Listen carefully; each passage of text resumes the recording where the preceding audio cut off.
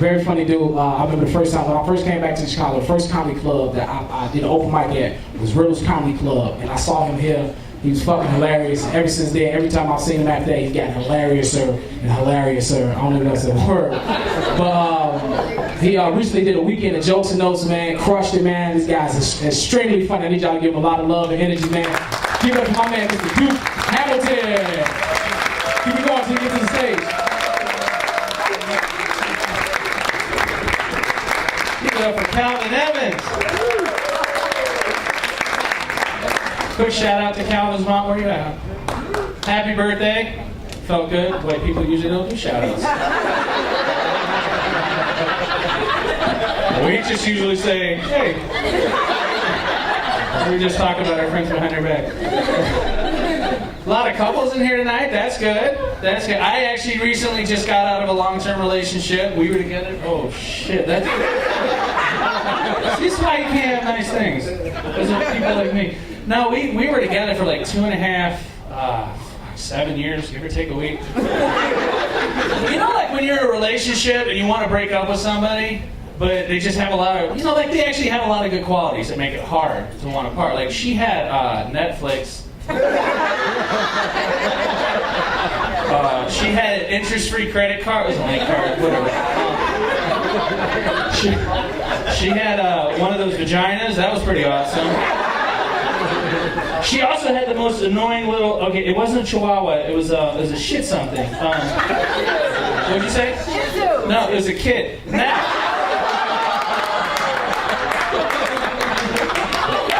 Here's the thing. Like she expected me to be a father figure to a kid right out of the gate, and I didn't want to, because she wouldn't let me do fatherly fun things like hit him and. Now, that may sound kind of shitty at first, but let me ask you guys a question. By a round of applause, how many times have you been in an department store or anywhere in public? You don't even have to see the kid, you just hear him. And you're like, if that was my kid, I would beat the shit out of him right now. If you didn't clap, congratulations. That's your fucking kid we're talking about. Now, here's the thing, like, I'd ask your kid to do the simplest things. I'd be like, hey, why don't you go clean your room? And he's like, I don't have to. I'm like, why? And he's like, you're not my real dad. I don't have to listen to you. I know, right? And I'm like, well, you're not my real kid, so if it wasn't for the shit your mom does when she gets drunk, I wouldn't even pretend to like you.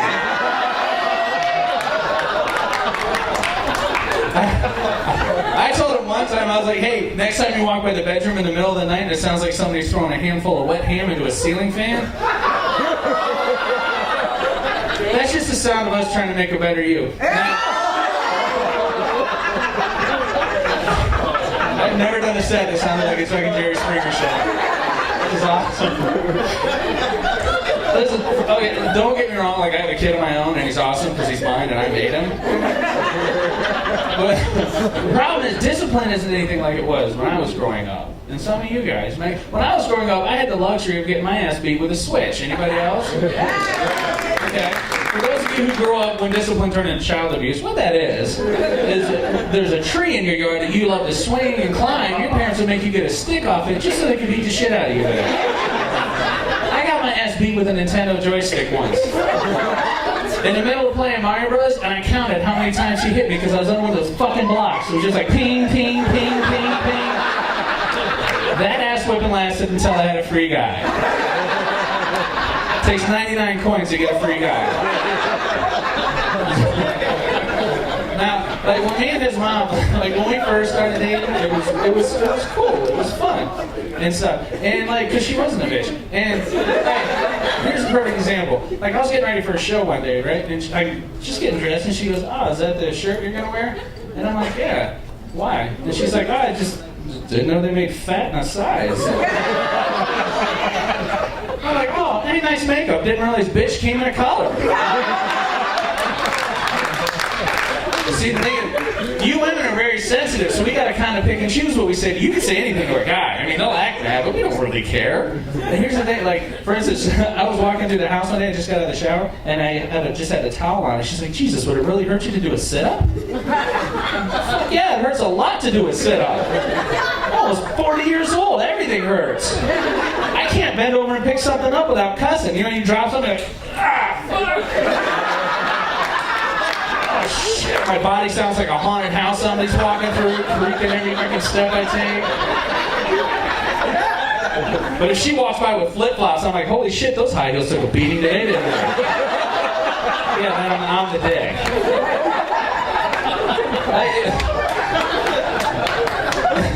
In the beginning, you know, like in the beginning of a relationship, like when you do like freaky things and because it's fun and you probably have abs and stuff, you know, like fucking now, I got a Sam's Club ab. It's like, it's just a bulk thing of shit.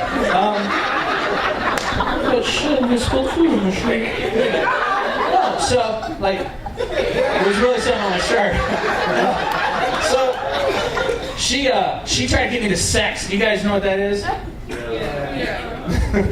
Right, 3 people. I'm gonna tell you, half the room probably has a dick or a boob on their phone right now. Don't act like you know what it is. Brett Favre made it famous. You guys remember he took a anyway. So she tried getting me to do this, and I didn't want to. Clearly, you can see why. And so I was like, finally one day I said, screw it, I did it. And you know what? The second I did, it was instant regret. You know that feeling like when you lock your keys in your car and you know you're doing it. You see them on the seat, and you're just like, shit. That's what it was like the second I sent that pic. And so then I freaked out and I sent a text right afterwards. It only made me sound gay. And I don't have anything against gay people. I have a ton of gay friends. By that I mean I have a lot of straight friends that are Cubs fans. So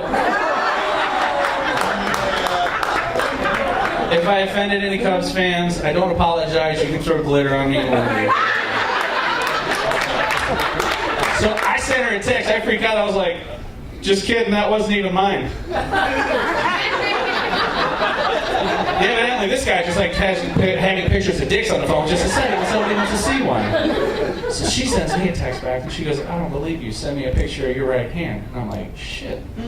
So I went out to the living room because my roommate was sleeping and I took a picture of his hand because it looks nothing like mine. And I'm like, I'm in the clear. And I sent it and she sends me a text back and goes, I still don't believe you! Exclamation point. And I was like, shit. Now here's what I didn't think about. My roommate's black. So again, just before I sent the picture, I didn't think of that either. So here's the cool thing about my roommate. My roommate smokes a lot of marijuana. That's what white people call, what you guys call Jane, Joe. What do you guys call it nowadays? There's like so many names for it. Puffy, Chibi, Chief Keef, whatever. Anyway,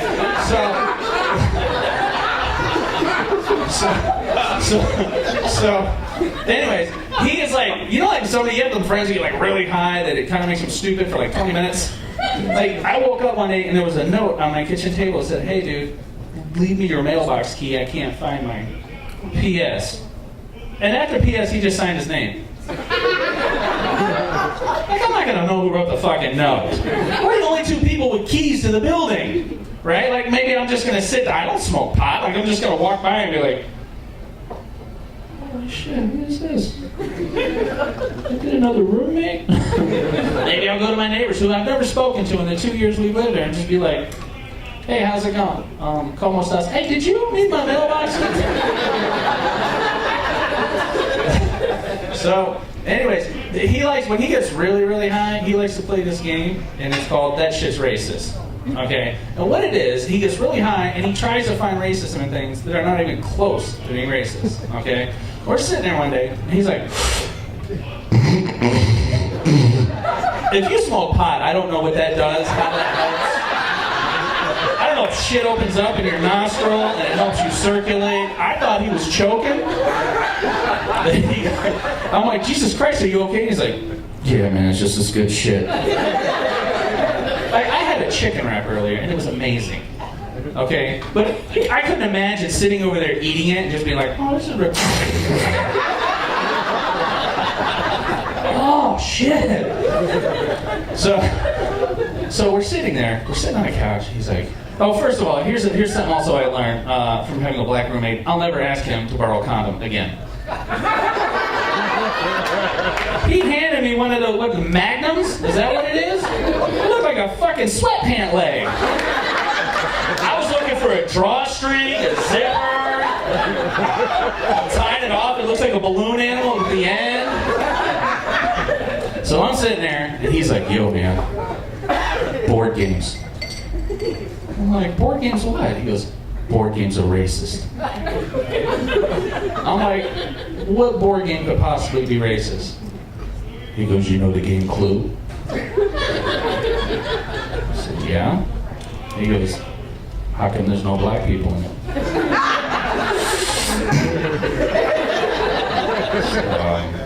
Right, first of all, Clue's a crime game, right?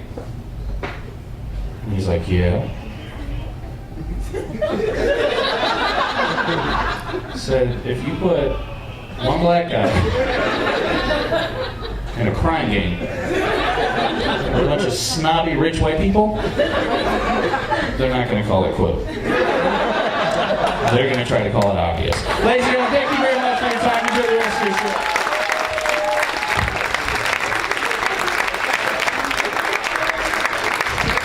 Keep off of there, Hamilton.